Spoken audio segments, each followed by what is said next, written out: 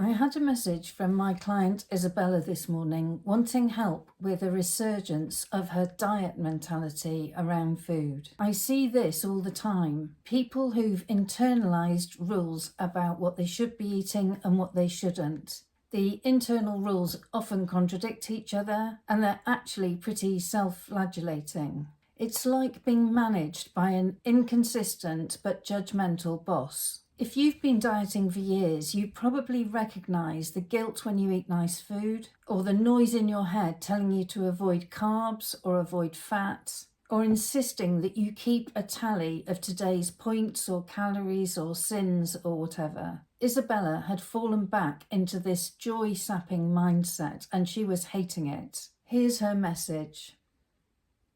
I've been doing really well, eating in tune with my appetite and really enjoying my food more than ever. But my cat died last week. I felt really sad. We've had her for years. And I found myself flipping back into diet mode to cope with that. All the bad feelings about food and eating that I had before I started working with you came back, and then I realised that I've used dieting and being dissatisfied with my body as a coping mechanism, a way of distracting myself from the reality of life.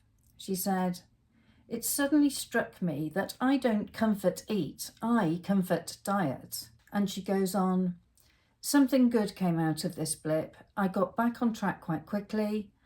The stress eating went away and I felt more relaxed about food again."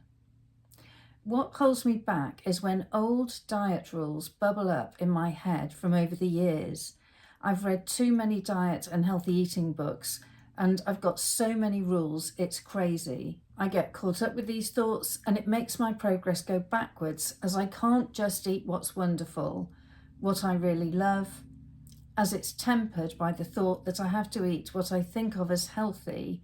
Whether it actually is or not, I don't often know. What can I do to let this thinking go? It keeps pulling me back. Isabella's message got me thinking again about diet think. It's like a tangle of rules and commandments that you've developed over a series of attempts to lose weight. I find that yo-yo dieters often have a web of do's and don'ts which leave them feeling constantly under the cosh, when actually what's needed is a bit of clarity. In this video, I'm going to explain the problems with diet think. Whilst a simple set of guidelines for eating might serve you really well, your inner diet think instruction manual for eating is a mess. There's so much dietary information out there on the web, and much of it contradicts other stuff that's out there. Then I'll explain the psychology of diet think. Although it may give you a headache, it may have some hidden benefits.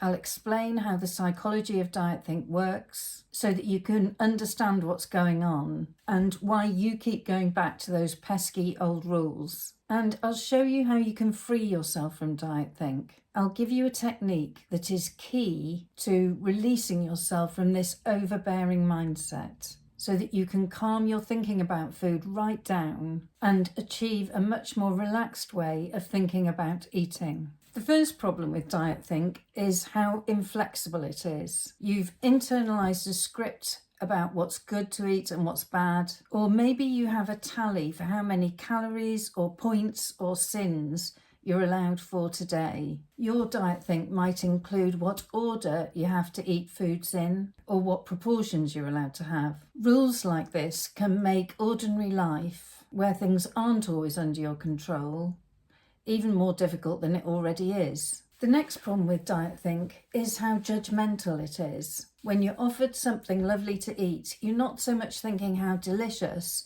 but how naughty. You may judge yourself as weak rather than as someone who is worthy of enjoying delicious food. None of us likes to be judged negatively, and when the judgment kicks in whenever we're enjoying ourselves, it's pretty miserable. And a problem with diet think is that it's contradictory. Research is constantly discovering new things about eating and health. It's impossible to keep up. And from one year to the next, different ideas about eating and health dominate over the others. The demons of the food world have morphed over time from high fat through high sugar and high carb to ultra processing. And you can bet your bottom dollar that this won't be the last word in what food to avoid. And on the other side of the coin, the definition of what foods are good is really slippery, including which foods are seen as sort of superfoods. Not that long ago, avocados were seen as unhealthy because of their high fat content, before they joined the list of super healthy food choices. Taken together, this means that far from being helpful, diet think is often a real hindrance to health and weight loss. What's the psychology behind diet think? Part of the comfort might come from the really fixed nature of the rules, like follow this rule book and things will be okay.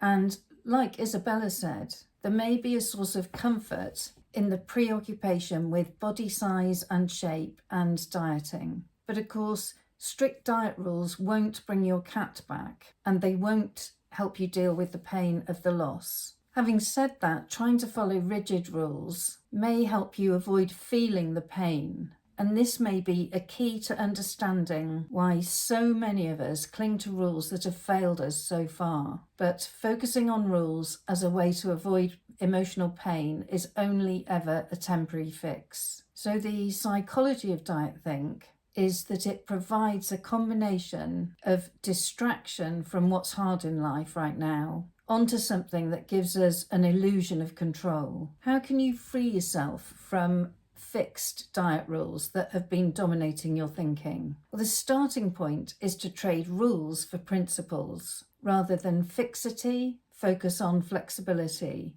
You need principles for eating that fit your lifestyle and that are flexible enough to help you deal with things that throw you off track. The aim here is for psychological flexibility, which is perhaps the greatest skill that you can develop for managing your own thoughts and feelings. Here, the particular psychological flexibility skill that you need is to be able to unhook from these diet think thoughts. Here's one way that you can do this. First, notice that there's nothing kind or supportive about this diet think mindset. Second, it's important to appreciate that we can't stop thoughts happening, including diet thoughts, but we can respond to them differently. Third, start to notice when these diet think thoughts crop up, and when you notice a thought like, I mustn't eat cake, respond to that thought with another thought, which is, I'm noticing the thought that I mustn't eat cake. I am noticing the diet think thought, and I'm going to unhook myself from it. And finally, ground yourself in the here and now by slowly breathing out, pushing your feet firmly into the floor, and noticing what you can see, what you can hear, and what you can smell right now, and what you can feel. Then stretch your body and say to yourself something like, here I am, able to choose what to do next, whilst these thoughts murmur on in the background. You don't have to get rid of the thoughts, and you don't have to obey the thoughts. You can make a decision about whether to eat the cake or how much, irrespective of the diet think chatter that's going on in the background. When you move away from this